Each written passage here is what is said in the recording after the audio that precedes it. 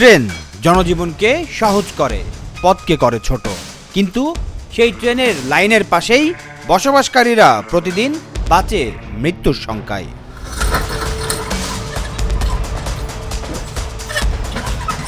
পূর্বাচল রেলপথের ব্রাহ্মণবাড়িয়া জেলায় rail line শুধু যাতায়াতের মাধ্যম নয়, অনেকের কাছে তা হয়ে উঠেছে মৃত্যুর সরু রেখা। কারণ এই জেলায় রয়েছে শতাধিক লেভেল ক্রসিং, যার বেশিরভাগই অরক্ষিত। নেই গেটম্যান, নেই সিগন্যাল, নেই কোনো কার্যকর নিরাপত্তা ব্যবস্থা। ফলে প্রতিটি পারাপার যেন জীবন নিয়ে জুয়া খেলা। রেলওয়ের হিসাব অনুযায়ী ব্রাহ্মণবাড়িয়া জেলায় প্রায় 167 কিলোমিটার রেলপথে রয়েছে 108টি লেভেল ক্রসিং। এর মধ্যে মাত্র 44টি অনুমোদিত, বাকি 64টি অনুমোদনহীন ও গেটম্যান বিহীন। এছাড়াও রেলওয়ের তালিকার বাইরেই রয়েছে আরও অন্তত 50টি অবৈধ লেভেল ক্রসিং, যার সঠিক হিসাব নেই কর্তৃপক্ষের কাছেও। সরজমিনে সদর উপজেলার কাসাইট, ভাদেশ্বরা, মাসিহাতা, পাঘাচং, ভাতশালা ও চিনাইর এলাকায় দেখা গেছে কোনো ক্রসিংয়েই নেই গেটম্যান। ট্রেন আসছে কিনা না জেনে বুঝেই ঝুঁকি নিয়ে পার হচ্ছে মানুষ ও ছোট বড় যানবাহন। এই লাইনটা তো মনে করেন যে একটু বাঁকা, অনেক সময় দূর থেকে ট্রেন দেখা যায় না। তো হঠাৎ যদি ট্রেন আসে অনেকে দেখতে পায় না, বা ট্রেন অনেক সময় হরেনও বাজায় না।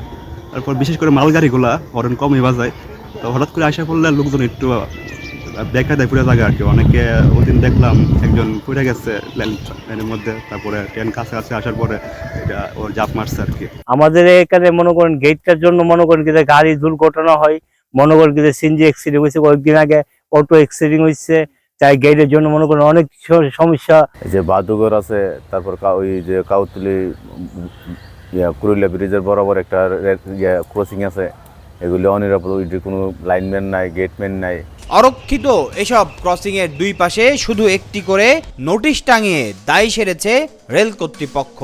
কিন্তু প্রশ্ন, মানুষের জীবনের দায় কি শুধু একটি নোটিশ বোর্ডেই শেষ?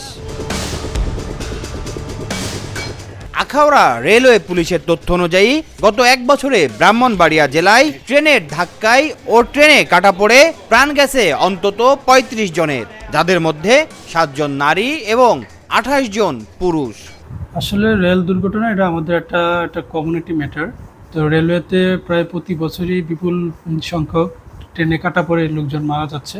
তো আমার যে জুরিসডিকশন, বিশেষ করে ব্রাহ্মণবাড়িয়া, তারপর আশুগঞ্জ থেকে এই আখাউড়া পর্যন্ত এই এরিয়াটাতে মূলত যেসব কারণে ট্রেনে কাটা পড়ে মারা যায়, আমার যে অবজারভেশন, আমার এই 4 মাসের অভিজ্ঞতা থেকে যেটা আমি বলতে পারি, সেটা হলো মূলত এই এরিয়াটাকে কেন্দ্র করে অনেক ভবঘুরে পাগল যারা আছে, বিকারগ্রস্ত, মানসিক বিকারগ্রস্ত, এরা মূলত ট্রেনের হিতাহিত জ্ঞান থাকে না, এরা এই ট্রেনের রাস্তা ধরে চলাচল করে।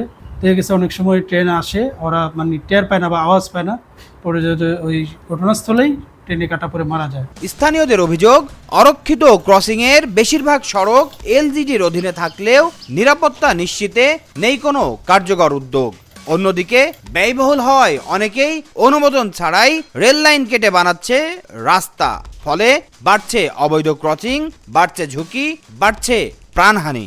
অনেক সিনজি অ্যাক্সিডেন্ট হয়েছে, মারা গেছে সিনজি অ্যাক্সিডেন্ট করে। পরে মাইকো অ্যাক্সিডেন্ট করছে, মাইকো ব্রিজ থেকে আইছিল, তাই নিলে রক্তাক্ত হয়েছে আর কি। অনেকে একটা মোটরসাইকেল অ্যাক্সিডেন্ট হয়েছিল, মারা গেছে। আসলে এই রেল লাইনে কিন্তু আমরা দেখি যে ছেলেমেয়েরা বসে বসে গেম খেলে, তারপরে হেডফোন লাগিয়ে মানুষজন হাঁটাচলা করে। এই কারণে কিন্তু আসলে অসাবধানতার কারণে কিন্তু ট্রেন দুর্ঘটনাগুলো ঘটছে। এবং এখানে ট্রেনের কিন্তু রেল লাইনে কিন্তু বসে জুয়া খেলা হয়, মোবাইলে জুয়া খেলা হয়, এখন ছেলেদের আড্ডা হয়, এখানে এই আরও মাদক সেবনের মতো ঘটনাও আছে। তো এই অসাবধানতাগুলোর কারণে মূলত এখানে দুর্ঘটনাগুলো ঘটছে। অনুমোদন ছাড়া তৈরি হওয়া ক্রসিংগুলোতে গেটম্যান দেওয়া সম্ভব নয়। বিষয়টি ঊর্ধ্বতন কর্তৃপক্ষকে জানানো হয়েছে বলে জানান বাংলাদেশ রেলের আখাউড়ার সহকারী নির্বাহী প্রকৌশলী আবু বকর সিদ্দিক। অ্যাকচুয়ালি আমাদের শুধু ব্রাহ্মণবাড়িয়া না, আমার এই আখাউড়া সাব ডিভিশন ব্রাহ্মণবাড়িয়া জেলা এবং হবিগঞ্জ জেলা মিলেই। তো এই আখাউড়া সাব ডিভিশনে আমার মোট 167 কিলোমিটার রুট রয়েছে, রেল রুট।